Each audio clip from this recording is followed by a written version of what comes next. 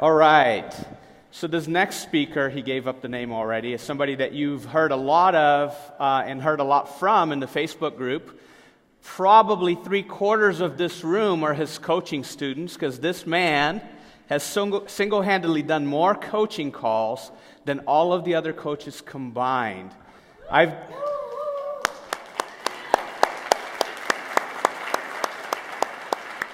known Ben for about 9 months, maybe 12 months now, and it's truly been a pleasure to work with him. The guy's bright. He is the nicest guy you'll meet. If those of you who've had the coaching sessions with him know this. And I just truly appreciate working with him. I always learn from him. I take every opportunity I can to hang out with this guy. He's come to Cabo before. He's going to come to Cabo again, and hopefully come to Cabo again and again and again, so we can go hang out and learn more from each other. We've become business partners. We formed a venture with him and some other people. Please help me welcome this guy who's going to teach you all about sourcing from China, Ben Cummings.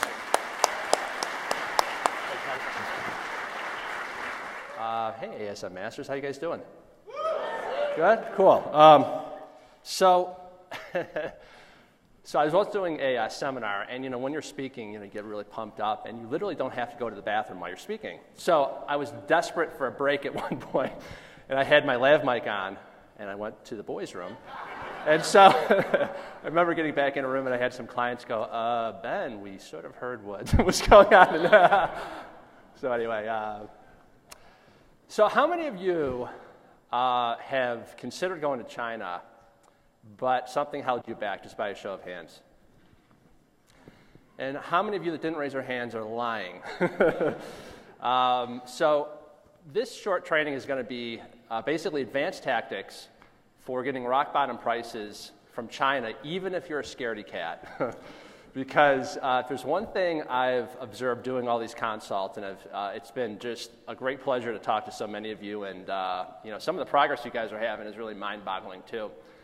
But it drives me insane when I hear, Ben, I want to source from the US, but this product that all the stars are aligned on, I can't find a supplier for.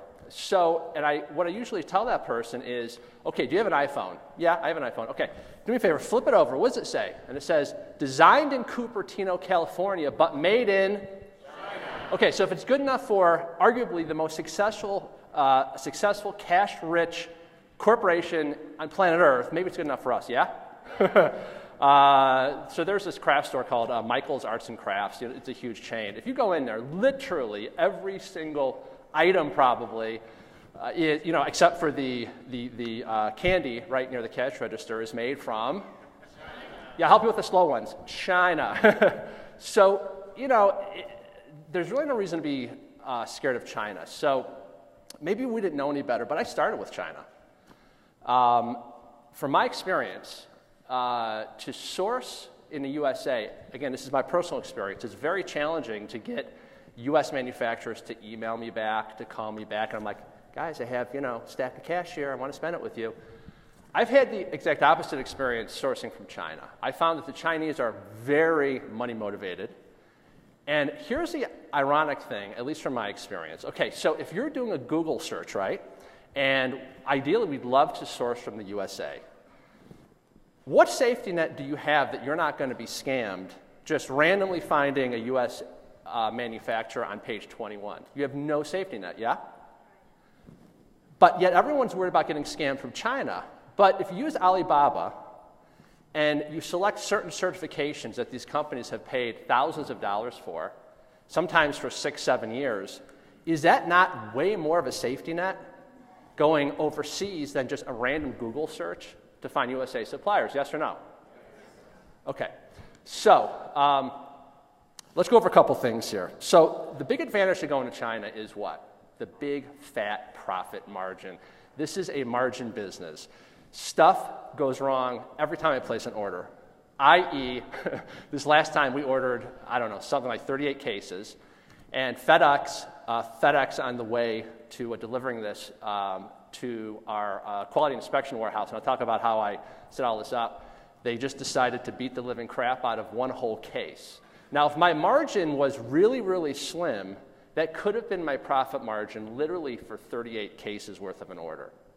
So margin, in my opinion, is massively important. And I can't find better margins anywhere in the world except for China that have, that level of profit. So just real quick, because my time is short, holler out if you would, what has held you back from going to China? Sorry? Language barrier. Okay, I'll solve that. What else? The time. Okay, I can't solve that. Because there is a shipping time frame, but it's only like 5 to 7 days.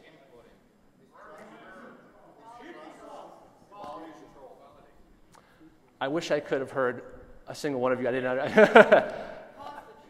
Cost of shipping. Okay, what else? Bait and switch. What? Quality? Quality. Thank you, Roberto. Customs. I'm going to solve every single one of those problems right here, right now. Let me teach you the system. I'm big into simplicity. Nature seems to grow towards complexity, right? If you have a backyard garden, what happens? If you go away on vacation for a week, it's like, what happened? Massive chaos. We have to literally beat back the complexity, make things streamlined and simple in business, in my opinion. So let me give you a simple system, and just give this a try. And for the remaining time I have you in this room, just give me the gift of an open mind. Okay? While you're in here, just buy into my world. You can always leave and say, that Ben Cummings, I don't believe his strategy is going to work for me. But just buy into my world.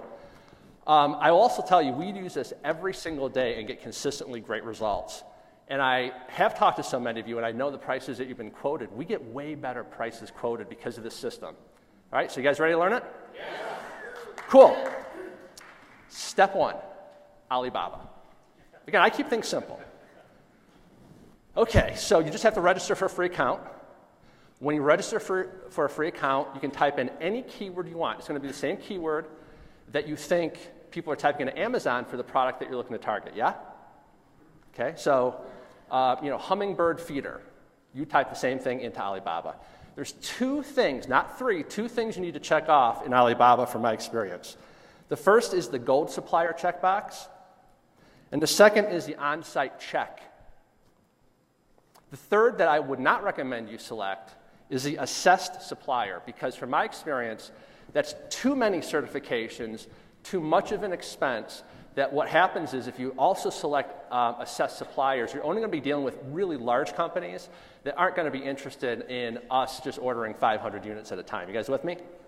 Okay, so those 2 certifications alone is more of a safety net you're going to find from any U.S. supplier that you just randomly find on the internet. I saw a hand. The 2 things are gold supplier and on-site check. If you guys have a laptop, I can just show it to you, later. It's really easy. And don't check off the third one on the end called assessed supplier. Now, before you even contact suppliers, you need to, in writing, in my opinion, determine what your target price is going to be. Now, I don't mean the retail price. I mean what you need to be able to get this for.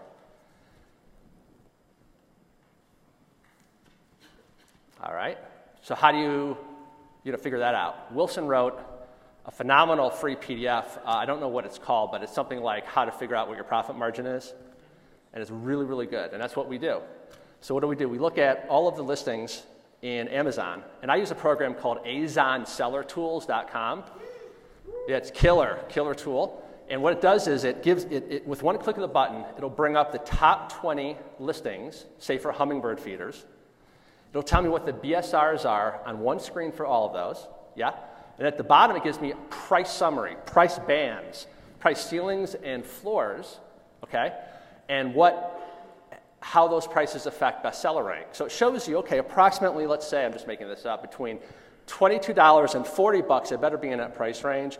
Otherwise, I'm just going to ravage my BSR if I breach, let's say, $41, just as an example, okay? So I usually just take the middle. I say, okay, it looks like it's between $20 and $35, so I got to, realistically retail this, let's say, for $30. If I don't make a roughly 40% profit margin or higher, I'm thinking $5 or less right out of the gate, right? Right? Okay. Step 2. And I don't have emails I can share because we change this up every time. So I'm going to go pretty quickly. Just take sort of the gist of my typical email. So in your mind, visualize Alibaba's brought up. Yeah? I typed in hummingbird feeder. I've checked these 2 certifications, and I literally go down a list, and I click the Contact Supplier button, and I will contact, ideally, 20 different suppliers. And I'll say something like this. Now, the psychology of this, for us, has been hugely beneficial. It sounds like this.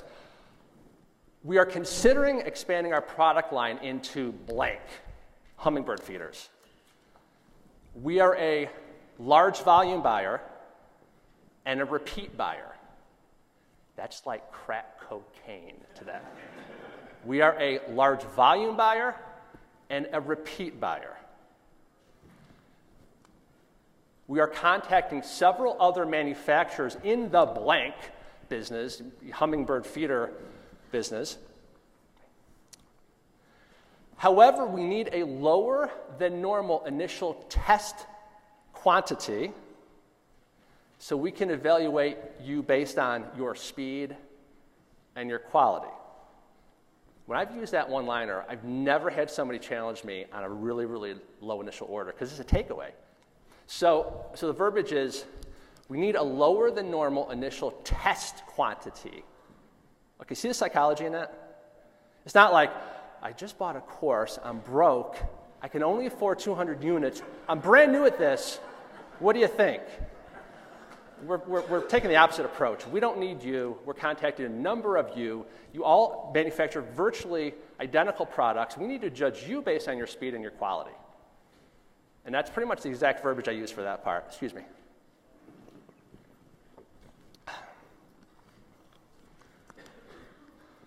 We're not done. Okay, so we wrap this up. Now, what I want to do is create a competitive environment. They're going to be negotiating against themselves. So we wrap it up with something like this. Our board of directors is looking to make a decision within the next few days. We really hope you can submit a competitive bid that will meet their approval. We want this vague, neutral, third-party entity. We're the nice guys. This damn board of directors, though, they're so challenging for us to deal with, yeah? And then I'll usually say this. Here's a newbie mistake that I made my very first product. Don't make this mistake. So I sent out sort of an email like that the first time out. And I got back several good bids. And I was negotiating like crazy with one particular company that I wanted to deal with. And I woke up, like, God bless you, that was nothing to sneeze at.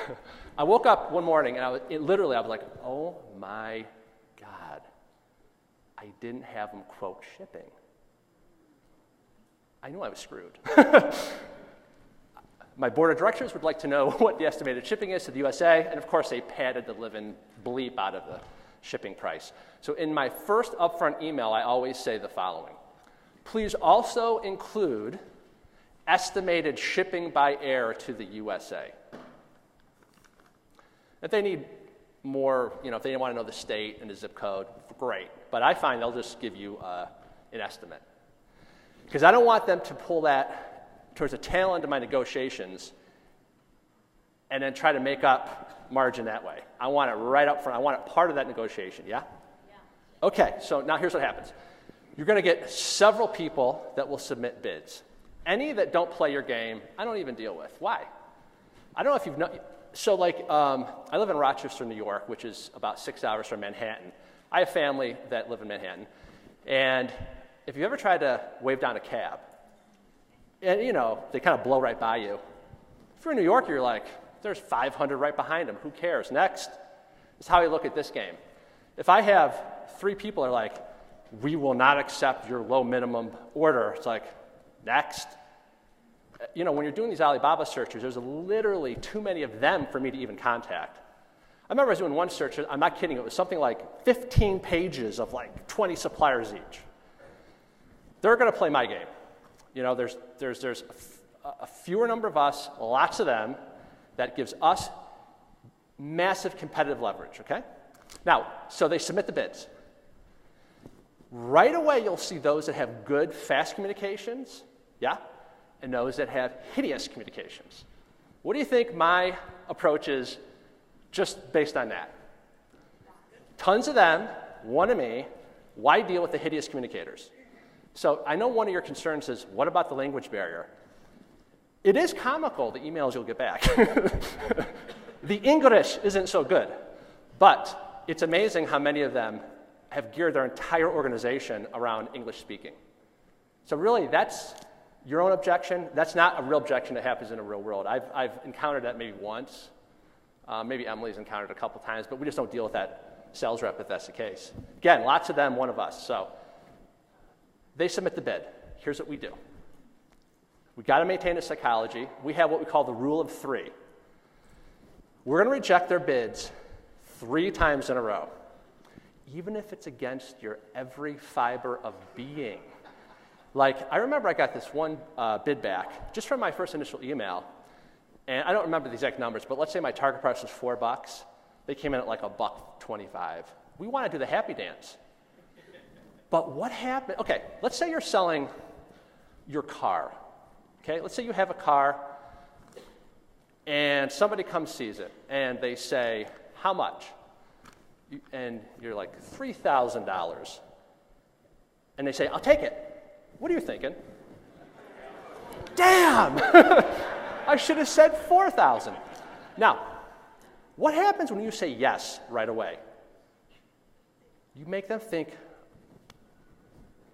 we were too low. We'll get them on a reorder. We'll get them on the shipping. Boy, we screwed that up. You want to create an environment that you are the stickler, that you reject everything. You always have grave concerns about their pricing. We have a very serious worry about thus and such. You want to be the person that they have the fear of God about increasing the price when you place a reorder. Because I don't want them playing that game with me. I learned all this from buying lots of newspaper media. I was like a media buyer for a bunch of doctors. And so I just figured this out. It's exact same parallel. If you want to buy large-scale media, boom, same principles dealing with these manufacturers. So here's what we do. So the first bid comes in, right? And here's what we say. Thank you so much for submitting this bid. We really appreciate how fast you got back to us. You always be respectful no matter what. However, I brought this before our board of directors. They have a grave concern. Your price compared to several other bids we've received from manufacturers selling, we don't say this, but selling virtually the same product, is much higher. Unfortunately, we're going to have to turn you down. However, should circumstances change, please let us know immediately, because our board of directors is going to be making a final decision shortly. See, we're creating this pressure, this environment of lower pricing, right? Now, if you have ethical qualms about saying you have a board of directors, do me a favor, line up 3 bottles on your desk. That's your board of directors.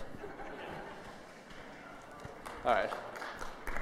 That got a clap. All right, Roberto, thank you. You know, Roberto's so pumped up. What? I said, this is your board of directors. You just basically blame everything on the board of directors. We have several other bids. We have a grave concern about your price, yada, yada. I brought this, in front of the board of directors. They said no. Now, I was in a hard rock band called Frenzy in the 80s. Some of you, if you buy me a really good shot of a tequila, I might let you listen to our demo tape at some point. It's pretty scary. But so our drummer, who was my cousin, he was in charge of the security for a chain of drugstores that's now defunct called Phase. He told me something interesting. He said, when you see somebody shoplifting in a drugstore, never corner them. Don't trap them in a corner, because that's when a knife comes out. That's when violence occurs. Give them an out. Say, sir, we see you put that in your pocket. Let them run. Same with the Chinese. Give them an out so they can come back with a bid. That's why we say, now, should circumstances change, please notify us immediately, because guess what always happens? Magically, circumstances have changed. And they come back with bid number 2. Now, remember my rule of 3 here, right? So we rejected the first bid. Now, this is the one that Emily, my wife, has a hard time with, because they'll come back, usually at a very good bid, and she'll just want to take it. Right, Emily? And I say, reject it. But it's the right price. Reject it. Just like in the Middle Eastern bazaars, when you're negotiating and you walk out of the stall, what happens? Sir, come back in. We can work something out. They always come back with a bid. Those that don't, I don't care, because there's tons of them, one of me. We reject their bid again.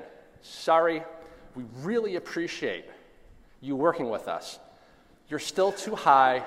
Our board of directors is looking to make a decision within the next 3 days now. Talk to your supervisor or business owner. We really would love to work with your organization. Get back to us with a better price. That's hard to do, but not really. This is all done by email. That's why my lecture is called Advanced Tactics for Getting Rock Bottom Prices from China, even if you're a scaredy cat. I'm a scaredy cat, too. So this is all done by email. It's not like you've got to do anything confrontational face-to-face. Okay. Almost always, they come back, bid number 3. Now, this is really, okay, so picture an inverted funnel. We want to ramp up the pressure, make them, they're really negotiating with a phantom, aren't they, with my process, yeah? Right? They're not really negotiating against anybody else. So we rejected the 3rd time, but here's what we say. You're so close. I'm fighting for you on this. We want to work with you. Do what you have to do. Just get this a little bit lower. Blah, blah, blah is too much. And get back to me. Now, what's the worst that can happen? You guys tell me. They say, no. Great. I can always pay the higher price. So what have I lost? This is a no-lose situation to go through this process, yeah? Literally, you lose nothing by... You can always pay the highest price possible if you wanted to. So there's zero risk. But for the 30 seconds it'll take you to reject a bid, that 30 seconds might literally pad your pockets with hundreds of dollars worth of additional profits. Any questions? Yeah. So she says, what if they say, well, you tell us what you want to pay? I wish they would ask me. I'd say as low as possible. I just, the psychology is so sound with that sequence. I haven't run into that. Again, if I did, I'd say, they're not willing to play. I want somebody very, very hungry for the business because there's so many of them. Question? She said, am I telling them up front the initial quantity that we want to start with? Yeah. And so that's in the first email, that's why we say, yeah. So that's why we say, we want the low initial test quantity. So please provide your best bid for 500 units. Also include estimated shipping by air to the USA. Yeah, right up front. Because I used to kind of wait. I was shy and that kind of stuff about saying what like if they're saying 5,000 minimum quantity and I wanted 200, I would kind of not, it'd be like the crazy ant locked in the basement that no one talks about. It was like, no, I just bring it right up front now. I have some more to go over, and time is my enemy, not my friend. So how about we save the questions at the very end, and we'll see how we're doing on time. Is that fair with you guys? Okay. Are you guys finding this stuff helpful, I hope? Yeah. Cool. Something I forgot. In your emails. Okay, so my wife was the person sending out the emails, and she was signing her name as a female on these emails where we're doing this rather tough negotiation process. She was not getting traction. So now I have no clue about the Chinese culture. I don't know if it's a cultural thing, but I said, well, start signing my name. Start using a guy's name. Right away, she started getting more credibility. So little do they know, it's my wife who is sending out these emails, signing my name, but I'm just sharing my experience with that. I don't know if they maybe in China they can't fathom that a female would have the power to negotiate or something. I don't know. But anyway, just thought I'd mention that. The other thing we used to do in our emails, again, this is probably overkill, but something we did, is I threw up a very basic website. So I could say, sincerely, Ben Cummings, and then I would hyperlink our corporate website. And I made it look like we're hiring for a director of this, and I put our brands on there, and I just wanted it for credibility building. It's not really necessary at all. Okay, so quick summary. We've gone on Alibaba. We've chosen those 2 criteria, those 2 certifications. We've contacted ideally 20. We're now kind kind of reducing the funnel, ramping up the pressure, blaming everything on the board of directors, and we're getting really competitive bids. Here's what I do not want to see. You know how Jason says he's going to charge you guys $20 if you say I'm falling behind or whatever? I'm going to charge you guys $20 if you guys tell me that you're only dealing with one manufacturer in your negotiations. And I'll tell you why. You are so, psychologically weak in that position because you so badly want this one supplier to work out that has the perfect thing is going to build your mansion as a result of Amazon. I want you to have a minimum of 3 guys that you're hardcore negotiating with so you could care less. Really, 2 rules when you're negotiating, in my opinion. Number 1, don't be attached to the outcome. And number 2, you can't lose things you never had. And that just frees you to negotiate like crazy. So I would not limit yourself to just one, because I've heard a lot of you say that. I said, well, how many other bids have you gotten? Well, no, just this guy. They're going to own you. They're going to own you. Because you're going to be way more, wanting to accept their price. Get 3 to 5 samples. Now, I probably have spent more than a typical ASMer getting samples. Because, recently I was consulting with somebody, and they were considering, what is it called, a mandolin slicer, right? Some turn thing that does, I don't even know what it does. And he said, see that one right there, it's white? I can get that exact one. And I was thinking, oh man, don't do that, because why would you get literally the exact same color, exact same model as the #1 guy who's got 1,000 reviews and you have 0 reviews? And you're going to charge a premium price? Why the hell would they ever go with the zero review guy with a higher price than a guy who's got 1,000 reviews? If you ask a biologist, they'll tell you that 2 same species cannot survive in the same environment. One will kill the other off. They're chasing the same food. So you always want to make yours a little unique and different, in my opinion. Again, Alibaba has so many variations of mandolin slicers, of hummingbird feeders. Find your unique competitive edge. In my opinion. Don't go literally the exact same unit, exact same model, exact same color. Make yours black. Make yours transparent. Make yours a grinder instead of a wheel. I don't know. But that's why we got a lot of samples. And I'm always hunting around for what's a little unique marketing USP, we call it, a unique selling proposition. Just some practical stuff. So, email is very cumbersome. We use email for the first several price negotiations, but really what you need to do, there's lots of little details, right? And it's torture for me to say, okay, well, do you offer packaging? How much? And they come back with a question for me, and the next day so as you get closer and you're dealing with a couple, 3 ideally, manufacturers, just jump on a Skype chat. Now, not an audio Skype chat. What do they call it? Like Skype Instant Messenger or whatever. And just wrap up these final details and close the deal. Just make it happen.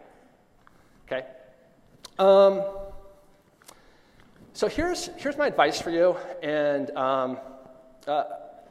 we'll talk about what to do post-ordering in a second.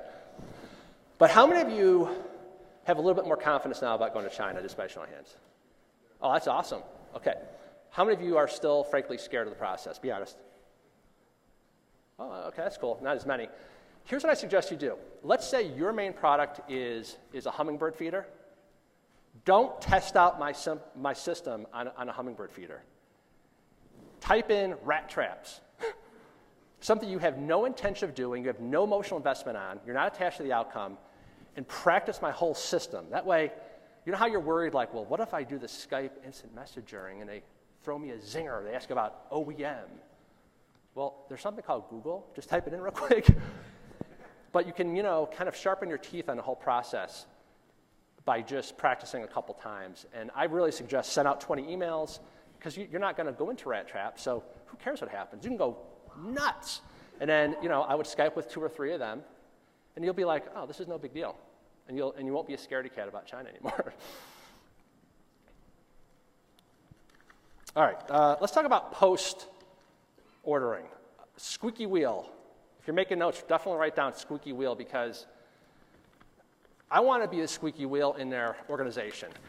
If somebody's bugging them to manufacture their order and ship it fast, they're going to jump the line, and they're going to be the priority in that assembly plant. I want to be the guy who skips the line.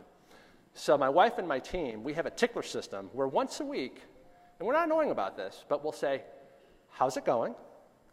We realize that this is due to ship very shortly. How are things progressing? Our board of directors really wants to know if there's going to be any delays or if you can ship this faster than you expected. And that's just to keep them honest. That's just to make sure, we want to kind of ride them and make sure that they're going to get our order delivered quickly. So I would say once a week tickler system. Do not be rude though. Joke about it, have fun with it. When the order is ready to ship, 100% of the time, even if this is a vendor that we've ordered numerous times from, I always have them take a photo of the boxes. I want to see how it's packaged because Amazon gets really pissed if you use like shredded paper and stuff. And sometimes they might have a new employee that doesn't know that. So I want to see, open the box before you seal it, take a picture. Then I want to see the unit. I want to make sure our box is what it's supposed to look like. I want to see it open. I want the unit. If there's any etching that we had, like laser engraved, I want to see that. Once it leaves our factory, we lose all of our power. Terms, 30/70. If you're running a business, wouldn't you try to make somebody pay 100% up front? Why wouldn't you? Don't accept that. 30% down. Only pay the 70% balance after they send you those photos, yeah? Okay. The photos, yeah. If you're going to order 1,000 units or more, by the way, I'll freely admit I'm still a scaredy cat about shipping by sea. Because that's a whole layer of complexity that I just don't want to sink my teeth into. So I know I'm spending more than I should shipping by air. But really, over 1,000 units, I should be shipping by sea at this point.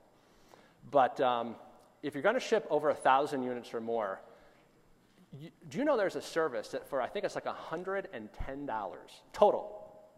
They will have an on-site person in China visit the factory and inspect your units for you.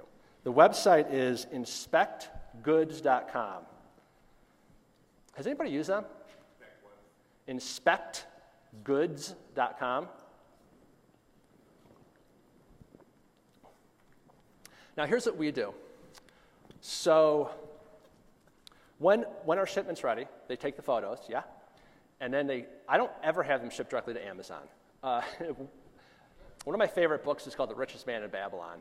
And the main character had a saying. He goes, trust in Allah, but type your camels.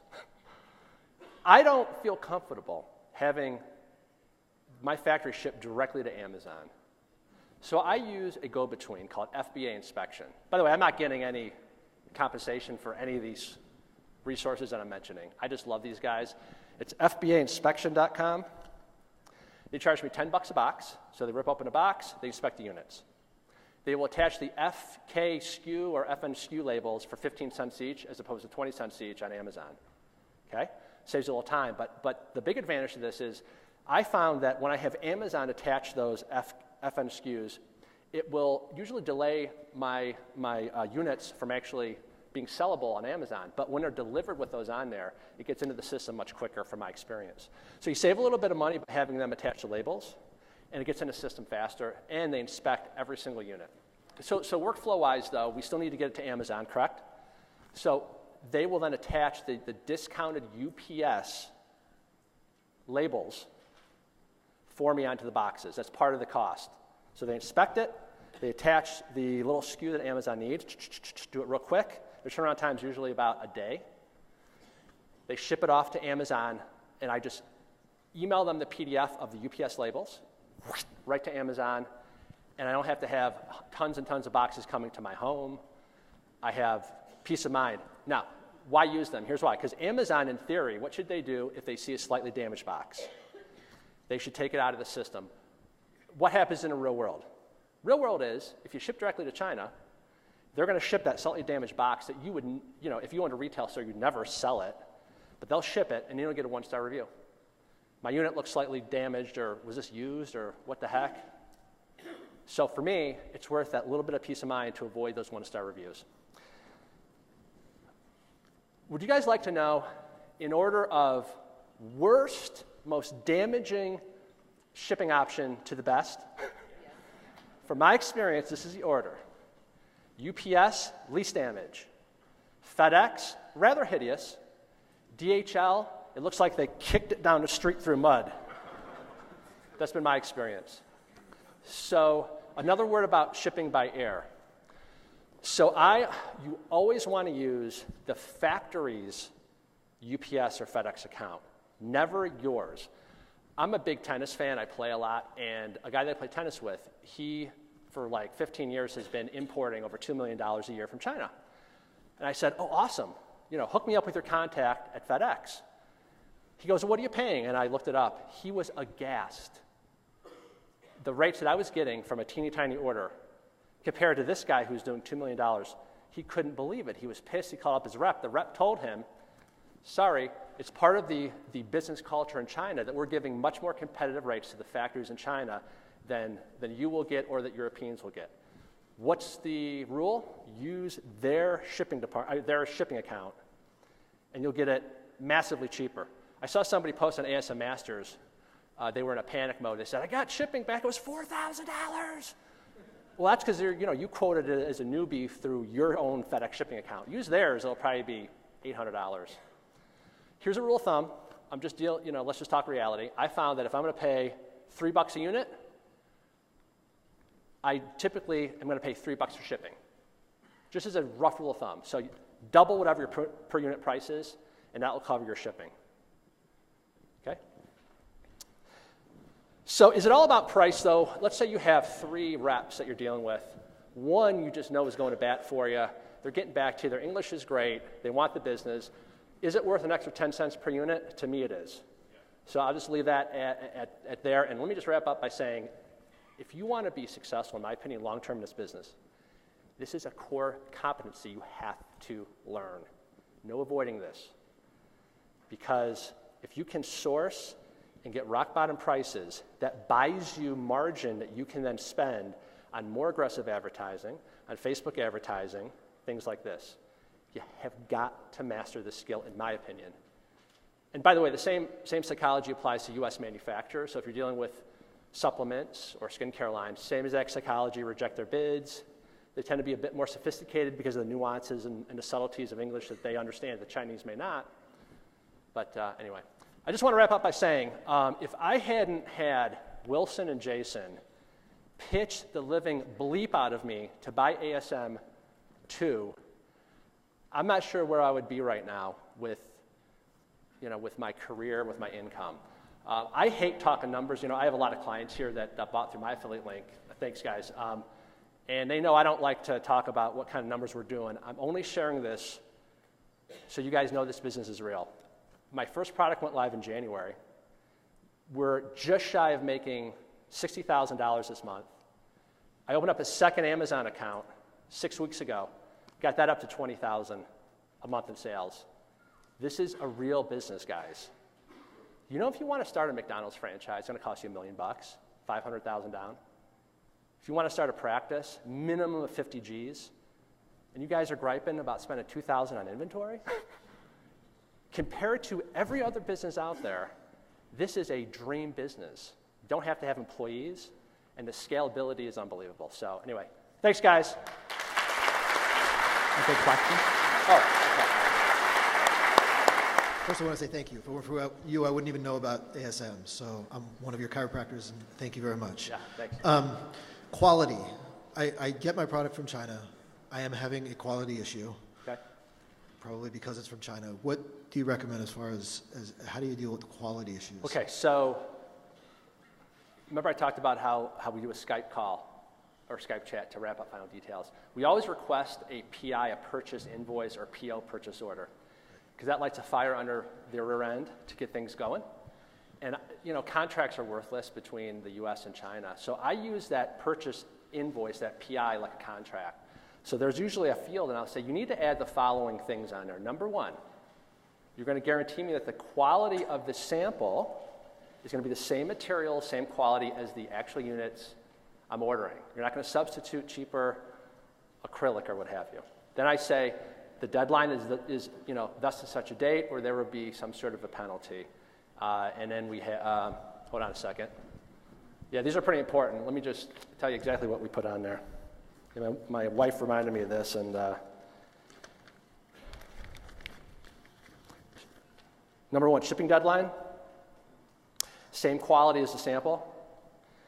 You want to, and this is where you specify, that you want 30% down, and you're going to pay 70% when it's finished, right? And then we have a line in there that is essentially saying that you're going to replace any damaged or broken or inferior quality products. And I like to get it right in writing up there. And it's pretty funny. That'll flush out some issues, and it'll make you wary maybe of dealing with the vendor at that point. But that's how I deal with it. Now, I've had units arrive. Every single order, there seems to be like slight damage on a certain number of the boxes. I'm talking the boxes that my unit goes in. And if I tell the Chinese, every single time, they'll send me free replacement boxes. I mean, I find them very easy to deal with. All these worries you guys have about China, that's in your head. That's not, from my experience at least, that's not in the real world. So anyway, that's how I deal with that. Thanks, man. Yeah. Let's go over here. The elaboracy of the website that you need before you start crushing all those numbers. What do you need? A 3-page, 5-page? Do you need a website? Are you really crushing them down in negotiations? I just did it because I was nervous and I wanted to appear like a legit retailer. But frankly, I don't think it's needed. It was just a 1-page website. Really? And it was just, literally it just said, the leader in retail consumer products. And I got one of these cheap, royalty-free graphic packs that had logos, and I just quickly made up some 4 logos and threw it on a web page. Frankly, that was probably my objection, not theirs, Cool. Yeah. All right. I want to hear your band later, too. Sorry? I want to hear your demo later. Yeah. We'll go over here. You answered a really good question that I had, was why was my supplier not answering me? And it was as soon as I told him I was a woman. Oh, really? Okay. Yeah. My question is there any way that we can get these questions of yours, or these emails of yours, in a PDF or something written down? I'll think about it. I'd rather not do that, and I'll tell you why. Because I don't want everyone using the same email. So I'd rather you just take the gist of it. Just the gist of it, Because but it'll I mess can't up write my, fast enough. Yeah. So, Okay, thank you. I'd rather not, but again, for a good shot of tequila, anything's possible. Hi, Ben. Hey. My question's about, you mentioned at the end about opening a second account. Just wondering, I opened a second account and I got permission. I sent several hundred bottles of stock, and then when I started using the second account, they gave me a notification that I have to close it. And I'm just wondering if there's any thing specific in respect to that you I'm super anal with these things, so I told them up front, I said, I'm requesting a second Amazon account for the following reason. This is a separate entity, separate brand. I'm attaching the paperwork showing the formation of the LLC.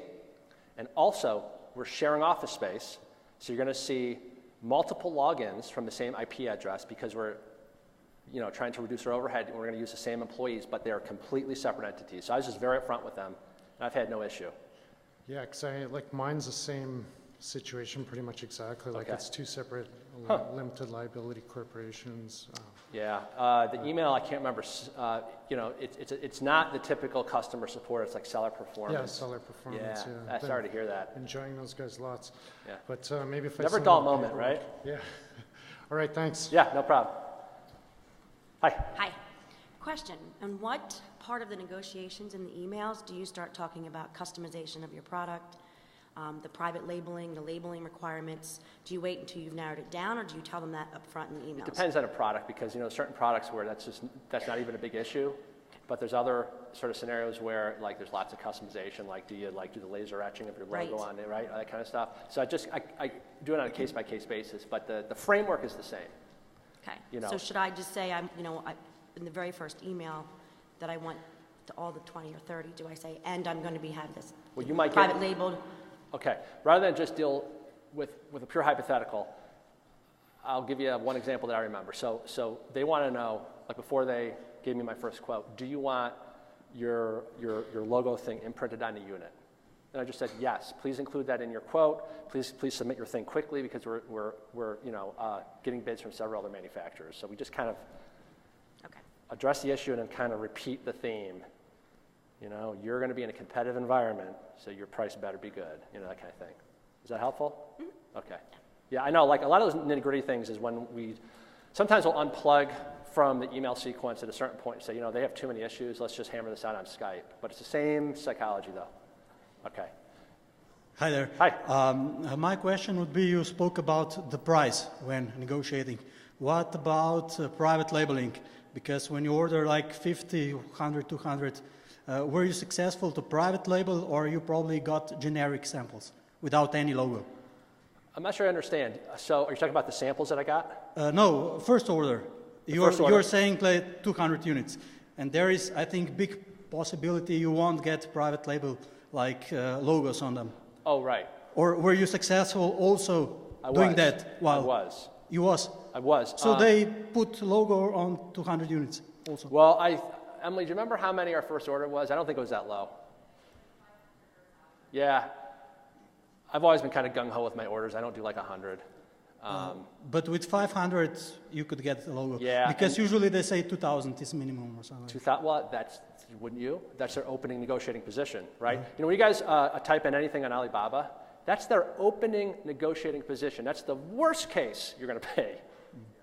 Yeah, but yeah, I mean, I know what you're saying. So like I remember I wanted a custom box for this one product, and they just weren't going to budge for a custom box for the number of quantity, and that was it. I mean, and maybe just one my comment about listings. When I search in smaller niches, there are many listings, but then you see there are basically 10 companies have 50 listings. That was my experience. So that were not actually that many. Maybe that's a concern, could be for someone. Yeah. Well, whatever the number is, you want to invite them all to the competitive bidding arena, don't you? Yeah. Okay, thanks. All right, thanks, buddy. I have a question. I didn't catch the name of the tool on Alibaba that you can list and compare products. Well, are you talking about the? There's two kind of certifications. I don't know what Alibaba calls them, but they are gold supplier, right, and on-site check. And then you said there was another place that listed the Azon. Oh. What is that? Thank you for being my UN translators here. Azon. Okay. Sellertools.com. Oh, okay. I use that every day. That's an awesome ninja site that I use because Azon, A-Z-O-N, Seller Tools with an S. You can quickly analyze products. I mean, those of you that had me for your coach, you saw me use this for every single product, and I can reduce 30 to 45 minutes of research down into literally 30 seconds, right? I mean, you guys that saw this, it's super, super cool. But the feature that I use every day is they send out, it's included with the price, it's a monthly fee, I don't even know what it is, but they send me an email every single time I get a review left, so we can do damage control if we have to, every time somebody posts a question in the listing, and every time you get seller feedback, so it's really cool. Thank you very much. Okay, yeah, no problem. Hi, Ben. Wanted to ask you, is it a big deal while choosing a supplier, whether it should be a trading company or a manufacturer company? I don't know. I've always been wary of a trading company because that to me equals markup. Yes, that's what I feel. Yeah. So should you avoid just trading companies? I do, but maybe that's my current lack of experience. I don't know. But and one more question: when you check mark gold supplier, I also check mark escrow. Is it a big deal because I don't want to deal with Western Union transfer? So. I mean, I haven't done. Oh, okay. Perfect. Okay, well, he's answering the question, so.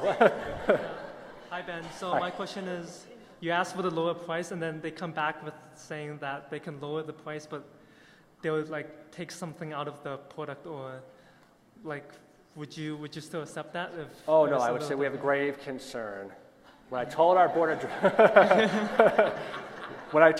of directors sitting over there, unfortunately, we're going to have to say no. But should you, want to resubmit a bid where you did not remove that factor, please feel free. However, our board of directors is going to make a final decision here in the next day or two, so be prompt or whatever. Okay. Yeah. And also, they're just negotiating just like you are. I mean, I never get offended when they try to pull stuff like that because it's business, right? Yeah, and like based on your experience, like how much of a negotiation do you get off? Like, is it a buck or a cent or? I don't know how to quantify it. Yeah. But in theory, even if I get no savings, oh, by the way, something I forgot to mention, whenever you reorder products, you guys are going to think this is insane, but this is what my email sounds like. Literally, out of the blue. So you know, the inventory is low on Amazon. And it starts like this. I almost pretend offended even though nothing's happened. So here's what it sounds like. We have a grave concern that no discount was ever mentioned about reorders. Like right out of the gate. So we're looking to reorder, and again, you want to just create this environment where they're not going to jack up the price, and I always ask for a discount every time we reorder. Every single time. Like no matter what. And I did the same thing when I bought media. In the media world, same exact process works. Our results were hideous on that newspaper ad. We cannot pay that multiple insertion rate any longer. Same exact principle. Anyway. All right, thanks. Roundabout way answering that.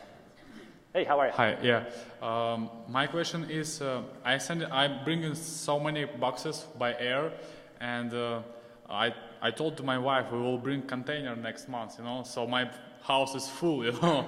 So how do you, so she's ready to kick me out when I say this, you know. We have a good news, you know. So how do you prefer to bring containers and the ocean and reduce the risk of the customs? You know, like I'm afraid that bring container and stuck in the customs for a few months, like. Like I said, I'm a scaredy cat to ship by sea. So yeah, I haven't done that yet. I'm at that point where I gotta learn that. At the next event, I'll teach you how to ship by sea, okay? You know what? May I tell the girl, she asked about trading companies. Yeah. So I have like small advice. It's a good idea to use trading companies to figure out the price in China, like basic price for this product. Okay. And then you will know that manufacturer has a less, you know, like lower price. Trading company give you $5, yeah. So you know this product costs about $3 or maybe $2.50 on a market. Okay. So this is what we cool. do. Okay, so it gives you like what the price levels are. Yeah, okay, great tip. Thank you. And is this my last question? Okay. Hi. When you started to talk about negotiating with for the initial sales quantity, how does that negotiation go beyond that initial sales quantity? Because you've beat them down so low for your initial, 200 or 500. Then what do you do when you're increasing your orders? 1,000 units next time? Yeah, it's the same. Thank you so much. Quality wasn't quite what we expected. You just create an environment where you beat them up on price. We spoke to our board of directors. We're willing to give you another chance. That kind of stuff. I don't know. But I mean, when you get that initial, I've got the guy, I'm going to go with 500, but then you say, okay, now I want to order 2,000. You just go through that same process over again? And no, it's just, it's, I don't know how to verbalize it. Is that my wife, Emily? I can hear her from all the way up here. Yeah?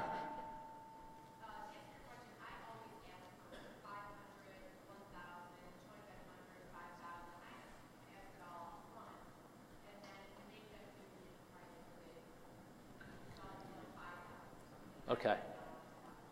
So she's getting the bid right up front for the price breaks. Okay, give us your best bid for 500, 1,000, 2,500. Oh, okay.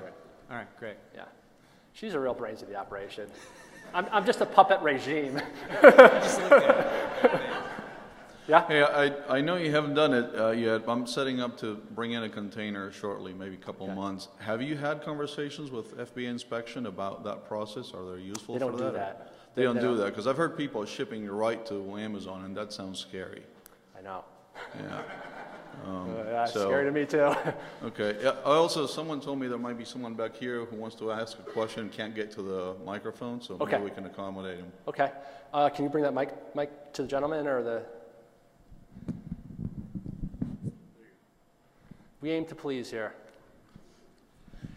I was interested in if you have any suggestions about payment processes. Okay, so what we did was, if they take PayPal, definitely do PayPal, because then if they, in theory, screw you over, it's never happened to us, you could fight it through PayPal. Same thing could be said for credit cards. But what we did as quickly as possible is we set up an international bank wire operation from our home. I mean, it's not like an operation, we just got the approval. And just so you guys know, don't let any banker tell you that can't be done. Attorneys do this every single day. You know, they bank wire funds for real estate deals, so do title companies. Frankly, so do many real estate offices. What you have to do, though, is just set up, and we reached the point where we didn't want to keep doing it half-assed, so we just met with our banker. We showed him our listing. We said, this is an international transfer. We're only dealing with China for right now. So, you know, this is not like some, you know, terrorist money transfer that you're worried about. Because, believe it or not, the U.S. government is up there, you know what, to make sure that they're complying with the Patriot Act and all this stuff. So they're going to ask you some questions. Don't be offended. Just be very professional and say, we're on Amazon, and this is what we're doing, and we're reaching the point where we have to wire funds, and it typically will not exceed $10,000. For some reason, $10,000 is the threshold upon which you have to do some paperwork or something. So if that's the case, we just keep, you know, let's say we have to pay $11,000, we'll do 2 wires and just keep it under that threshold. So as quickly as possible, I would just have a conversation with the banker, and they'll just give you a certain passcode to do the bank wires right from home. They call us right away. They say, hey, we saw you put through X amount. We're just verifying that you did. Yep, that's us. Simple as that. It's way cheaper than PayPal. What? Well, there's no security. Yeah, but as again, you know, again, you could be screwed here in the States, just like you could be screwed in China. I mean, you know, if you saw them on like Alibaba and it says 7-year gold supplier, you know, if they're fraudulent, they're not going to spend thousands of dollars for 7 years. They want a long-term business probably. Now, if one of you gets screwed, don't write me an email. Send it. CC, okay, last question. So you're appealing to the board of directors as a third party. For the negotiations, what persona are you taking? Is it your own name? Are you just a buyer? Are you a vice president? Are you a president? What level should you assume? I'm co-founder. That's how she signed it. So it's literally Ben Cummings, co-founder, website. Okay, so they know they're dealing with a decision maker, but really you're still appealing to the board of directors as another decision maker? Just like if you're buying like an apartment complex. This looks great. My partner does not like the per unit price or whatever, right? You know, blame it on the attorney, you know, whatever. So just, okay. Yeah. Thanks. Guys, thanks.